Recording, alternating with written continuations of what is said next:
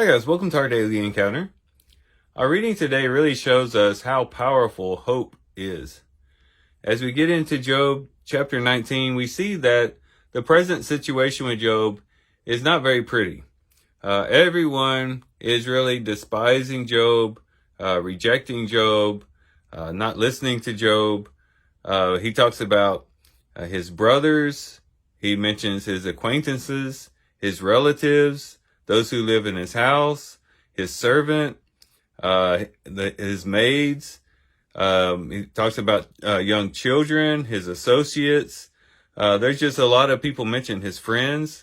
A lot of people are mentioned that pretty much every relationship you can think about, nearly about, Job brings out in chapter 19, and everyone who has a relationship with him is basically rejecting him in some way.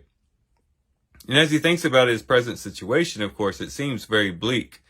And of course, this is really tearing at Job's heart, that all of these people who used to, say his praise and give him praise and honor and respect are now despising him, looking down on him, and really rejecting him.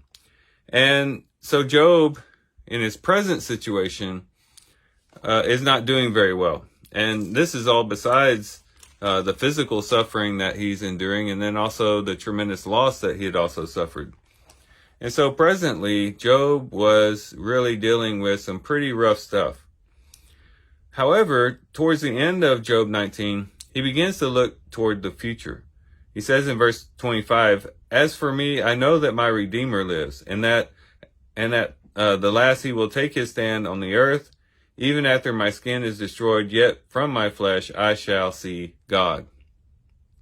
And it's debated exactly what Job was talking about here. Of course, looking at it from the New Testament and from things that we know, we would look back and immediately think that Job is talking about Jesus and all the things that we've come to know about Jesus being the great Redeemer. This word for Redeemer is just a general term, kind of like a kinsman redeemer. And so some have debated exactly what Job was talking about here. But whatever that might be, here we see that Job has some hope. We see that Job is looking to the future. But however far in the distance that future is, or however near in the future that hope is, Job is looking to the future. And this really is a good thing to do when we are encountering sufferings, hardships, and trials. Because if we just stay focused on what is presently happening, what is currently going on, there would be plenty to get depressed, despondent, and want to really just give up.